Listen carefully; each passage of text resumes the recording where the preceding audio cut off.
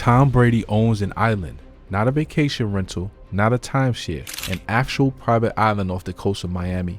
And that's not even the most insane part of his financial empire. We're talking about a man sitting on an estimated net worth of over $1 billion, a fleet of cars that will make a luxury dealership look underprepared, real estate holdings scattered across the most expensive zip codes on the planet, and a lifestyle so far removed from what most people will ever experience that it almost doesn't feel like it belongs in the real world. Private jets, a custom-built mansion on one of the most exclusive islands in America, a broadcasting deal worth nearly $400 million, and somehow underneath all of it, a story that starts with a kid that nobody wanted, a kid that got passed over, overlooked, and underestimated at almost every single stop along the way.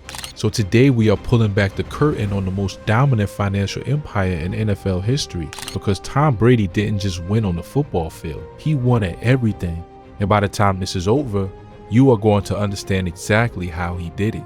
Let's go back to the very beginning, because this story doesn't start with wealth or fame or even respect. It starts with a skinny kid from San Mateo, California, who spent most of his early life being told in one way or another that he wasn't quite enough. Growing up in the Bay Area, Brady came from a family that gave him something more valuable than money or connections. His father, Tom Brady Sr., was the kind of parent who showed up to every single game, who believed in his son before the school board or the coaches or the recruiting services gave him any reason to. His mother, Gallon, matched that same energy, and the household Brady grew up in was built on unconditional support and high expectations. When the outside world questioned whether Brady was special, he already had voices at home telling him he was. And in the long run, those voices mattered more than any scout report ever could. From a young age, Brady was consumed by football the way only kids who are going to do something remarkable with it tend to be. He grew up watching Joe Montana orchestrate those legendary San Francisco 49ers offenses, and something clicked in his mind at an age when most kids were just watching for the highlights and the touchdowns. Brady studied how Montana carried himself on the field, how he made pressure look completely manageable, how he stepped into the biggest moments in the sport like he had been waiting his entire career for exactly that situation. Brady didn't just want to play quarterback, he wanted to be that presence, the calm in the middle of the chaos, the one everyone looked to when everything was on the line and the margin for error had completely disappeared. He was talented enough coming out of high school that the Montreal Expos drafted him as a catcher, which is worth pausing on for a second. This was not a courtesy pick. Baseball organizations do not spend draft selections on courtesy. The Expos saw a legitimate professional level athlete and wanted to secure him before the football world could have him. Brady turned that down, chose Michigan, and made a bet on himself that would ultimately pay off in ways that dwarf anything a baseball career could have offered. But at the time, it was a real decision with real stakes. And the fact that he made it tells you something important about how clearly he already saw what he wanted. Michigan was not the core nation that people tend to assume it was. Brady had to fight for his starting position every single season he spent in Ann Arbor. He split time with other quarterbacks in the program that was never fully convinced he was the undisputed answer at the position. He sat when coaches made decisions he disagreed with, and he had to prove himself repeatedly in a place where his talent should have made the competition feel unnecessary. Instead of walking in and immediately commanding the room the way future NFL legends are supposed to, Brady spent years in an ongoing battle for his starting role, grinding out snaps in a program that wasn't fully ready to commit to him the way he deserved. That experience installed something in Brady that no amount of raw talent could have put there on its own. It taught him that his path was never going to look like anyone else's, that he would have to outwork the doubt every single time, that being overlooked was simply a condition of his journey that he had to keep pushing through. And carrying that lesson into the 2000 NFL draft, Brady walked into one of the most humiliating situations any future legend has ever had to sit through. 199 players were drafted before Tom Brady. 199. 6 quarterbacks were selected before the New England Patriots finally called his name in the 6th round. 6 quarterbacks. Brady sat there as pick after pick came off the board, as teams looked at the same film everyone else could see and decided to go in a different direction. And instead of letting that moment define him as someone who wasn't good enough, he let it clarify exactly what he was going to do about it. When New England finally called, Brady reportedly looked Robert Kraft in the eye and told him that taking him in the draft was the best decision the organization would ever make. That is not something a broken person says. That is a man who has processed every single rejection and turned them all into rocket fuel. New England gave him a spot on the roster, and then the situation opened up in a way nobody anticipated. Drew Bledsoe, the franchise quarterback in the face of the Patriots, went down with a serious injury in 2001, and Brady stepped into the starting role. The league expected a competent placeholder. What they got instead was something they were completely unprepared for. Brady played with a composure and a command that quarterbacks who go in the first round don't always find in their first full season as a starter.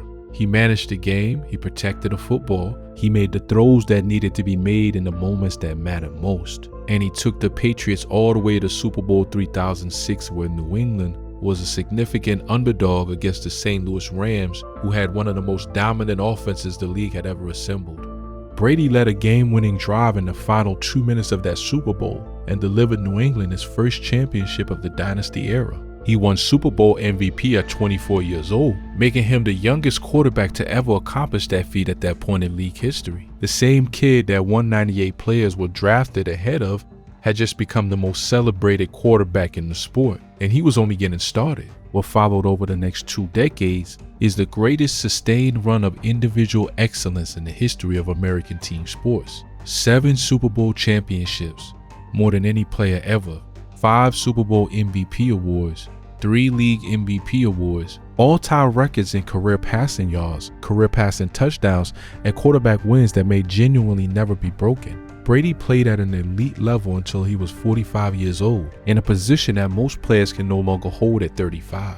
He changed what people believed was physically possible for a professional athlete, and he did it while simultaneously building something off the field that most people have only recently started to fully appreciate. Because here is the thing about Tom Brady that gets lost in the football conversation. The championships and the records are the headline, but the financial empire he constructed during and after his playing career is a separate achievement entirely. One that might actually be more impressive when you consider how few athletes have ever managed to do it at this level. Brady understood early that the playing career has a ceiling. The salary, as astronomical as it gets in the NFL, eventually stops. The endorsements cycle through. The relevance of being a current player fades. And the athletes who end up genuinely wealthy decades after they retire are the ones who treated their playing years as a launch pad rather than a destination. Brady treated every dollar, every platform, every relationship, and every opportunity like a building block in something much larger than football. His NFL salary earnings over his career total somewhere around $330 million. That alone would make him one of the most financially successful retired players in the history of the sport. But Brady was nowhere close to done. His company, TB12, was the first major brick in the post-football empire, built around his personal philosophy of longevity, pliability, and performance through nutrition and body work. TB12 became a legitimate brand with real depth behind it. Brady wrote a book that became a bestseller.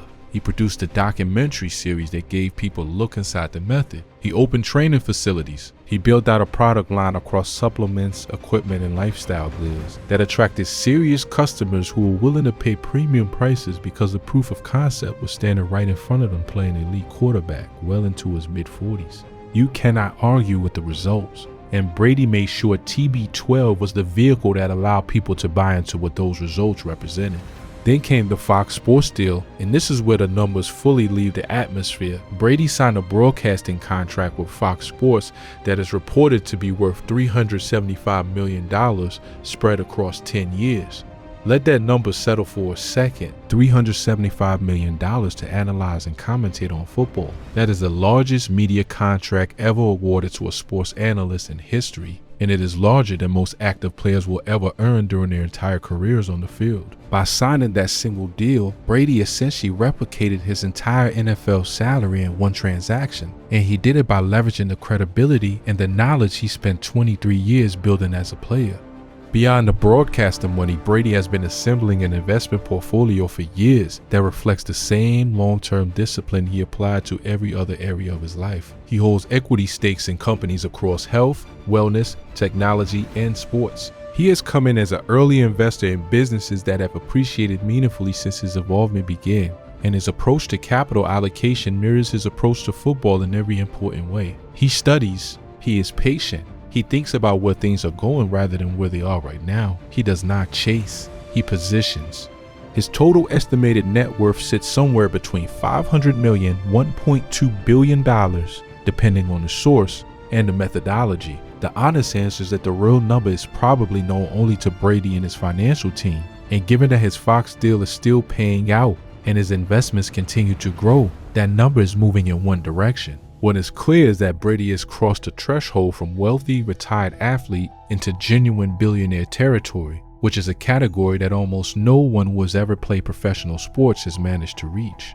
Now let's get into the lifestyle, because this is the part where the numbers stop being abstract and start being real. Start with the cars, because Brady's collection is the kind of thing that makes grown adults stop mid-sentence when they see it listed out. He has been photographed in a Rolls-Royce Ghost, which in a properly spec'd configuration runs north of $300,000, and Brady's version is not the one with the standard options. He has driven an Aston Martin, which is the automotive equivalent of wearing a suit that was built specifically for your body by someone who has spent decades learning how to do it right. There are credible reports of a Bugatti somewhere in the picture, and if accurate, that means a single car in his collection costs more than a substantial house in most American cities. His garage gets refreshed and upgraded on a timeline that has nothing to do with cost management and everything to do with whatever Brady wants at any given moment, which is what operating at his level actually looks like in practice.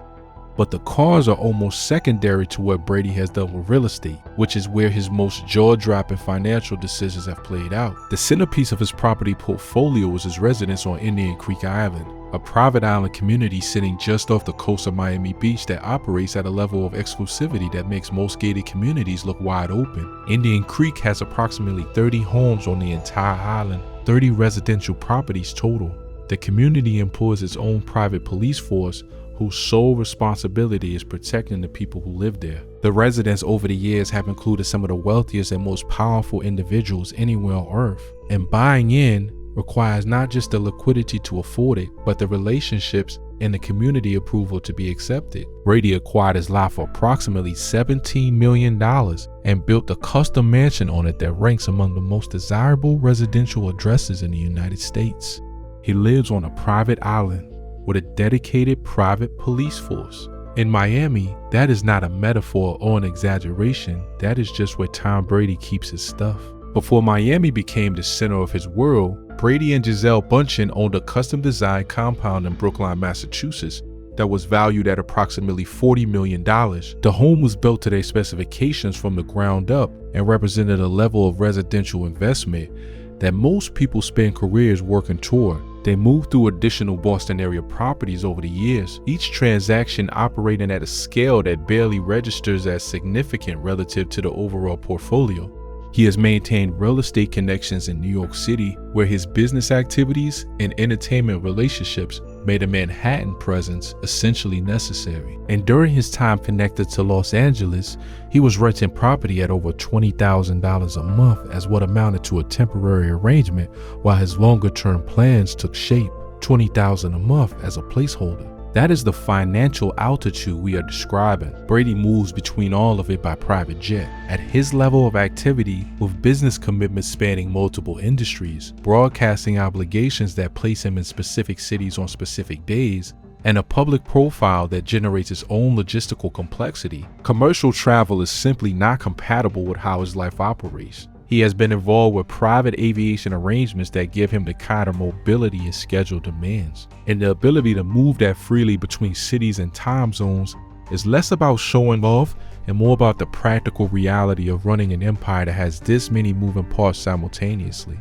His wardrobe and personal presentation operate at the same elevation as everything else. Brady is recognized as one of the best dressed athletes in American sports history, and that is not an honorary title. It is built on real relationships with luxury fashion houses, custom tailoring at the highest level, and the consistency of presentation at public appearances that reflects genuine investment in how he shows up. Individual pieces he has worn to events carry price tags that most people will never encounter outside of a museum. His style is part of the TB12 brand, part of the overall identity he has carefully maintained, and part of the statement that everything in his life operates at the absolute top of what is available.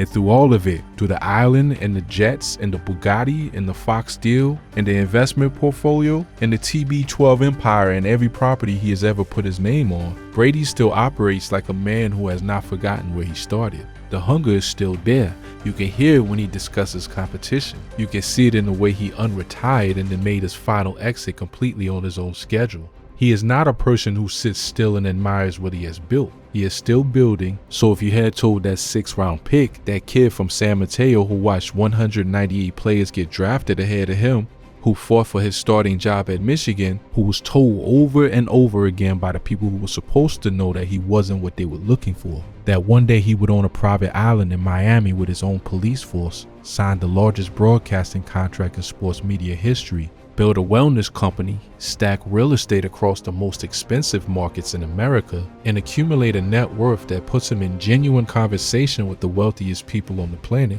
he would have called every single part of it completely impossible. But for Tom Brady, the unshakable belief that he belonged at the very top, even when nobody around him agreed, turned the most overlooked journey in NFL history into the greatest financial empire professional football has ever produced.